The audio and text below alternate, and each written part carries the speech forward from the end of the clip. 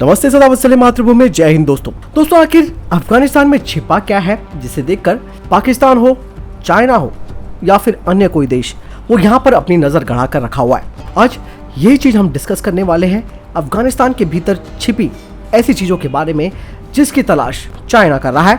दरअसल दूर से तो देखने में ऐसे लगता है कि अफगानिस्तान मूलतः एक गरीब सा देश है और बंजर यहाँ पर जमीन है, लेकिन भारत के इस पड़ोसी देश में असल में छिपा है ऐसा खजाना जो आने वाले वक्त में दुनिया को अपनी ओर खींच सकता है, और इस बात का अंदेशा चाइना को लग चुका है। दरअसल भारतीय उपमहाद्वीप के एशिया से टकराने पर धरती पर मौजूद दुर्लभ खनिजों का विशाल भंडार यहाँ पर इकट्ठा हो गया, जहाँ आज अफगानिस्तान है। इन खनिजों का खनन इस देश के सूरज को पूरी तरह से बदल सकता है, लेकिन किसी बाहर की नजर पड़ने पर हालात और बदतर हो सकते हैं। ऐसे में ये जानना दिलचस्प है कि अफगानिस्तान में ऐसा क्या है। वर्ष 2004 में तालिबान की ताकत को अमेरिका ने हिला दिया था, जिसके बाद अमेरिका की जियोलॉजिकल सोसाइटी सर्वे ने यहाँ पर सर्वे शुरू किया। 2006 में अमेरिकी रिसर्च मैग्नेटिक ग्रेविटी और हाइपर स्पेक्ट्रिकल सर्वे के लिए हवाई मिशन भी किए गए। अफगानिस्तान में मिले खनिजों में लोहा, तांबा, कोबाल्ट, सोने के अलावा औद्योगिक रूप से अहम लिथियम और न्योबियम शामिल है। इन सब में से लिथियम की मांग के चलते अफगानिस्तान को सऊदी अरब भी कहा जाता है। दरअसल लिथियम का इस्तेमाल लैपटॉप और मोबाइल की बैटरियों में किया जाता है। अमेरिका के रक्षा विभाग पेंटागन ने खुद अफगानिस्तान के लिथियम का सऊदी अरब बनने की बात कही थी। हालांकि जलवायु परिवर्तन को देखते हुए ये तय किया गया कि आने वाले समय में जीवाश्म ईंधन की जगह इलेक्ट्रॉनिक उपकरणों की पूछ बढ़ने वाली है, यानी कि इनकी डिमांड बढ़ने वाली है।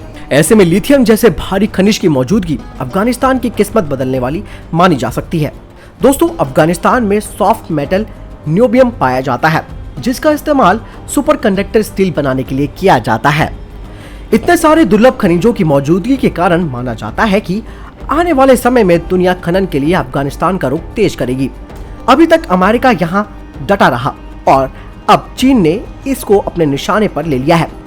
इसके लिए उसने करीबन 62 अरब डॉलर के बेल्ट एंड रोड प्रोजेक्ट के तहत सीपेक का विस्तार अफगानिस्तान तक करने की योजना तेज कर दी है। एक रिपोर्ट के मुताबिक अफगानिस्तान में करीबन $1 ट्रिलियन की कीमत के संसाधन मौजूद है, लेकिन हर साल सरकार खनन से $30 करोड़ का रेवेन्यू खो देती है।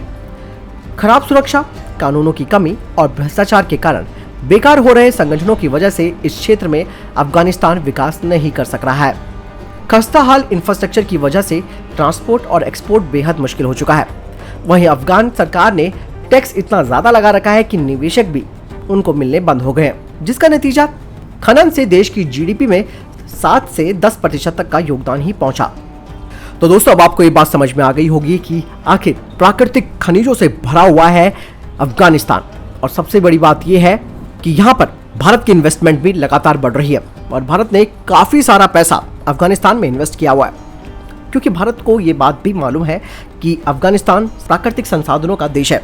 लेकिन अब यहाँ पर प्रॉब्लम ये आ गई है कि चीन ने उसे अपने BRI प्रोजेक्ट में शामिल कर लिया है और वो वहाँ तक अपने प्रोजेक्ट को विस्तार कर सकता है। हालांकि भारत के लिए अब इस चुनौती का मुकाबला करना आसान तो नहीं होगा, लेकिन अगर भारत उनकी सरकार के साथ इंफ्रास्ट्रक्चर प्रोजेक्ट को सुरक्षा देता है या वहाँ पर इन्वेस्टमेंट को और बढ़ाता है, खासकर कि इन खनन क्षेत्र में, तो डेफिनेटली भारत की पहुँच अफगानिस्तान के इन प्राकृतिक भंडारों तक हो जाएगी। और ऑब्वियसली बात है, अफगानिस्तान सरकार को पैसा चाहिए, तो ऐसे में भारत यहाँ से खनिजों को निकालकर अपने देश में भी या फिर अन्य देशों में भी एक्सपोर्ट कर सकता है, जिससे कि फायदा ही फायदा भारत को होगा। लेकिन यहाँ पर किसी भी तरीके से चाइना को इन प्राकृतिक संसाधनों तक भारत को नहीं पहुँचने देना होगा। आपको क्या लगता है दोस्तों इस पूरे सिनारियो के बारे में? आप कमेंट सेक्शन में लिखकर जरूर बताएं। बहरहाल इस वीडियो के लिए इतना ही, मिलता है नई वीडियो के साथ। ख्याल रखिएगा अपना। नमस्कार, जय हिंद, वंदे मातरम।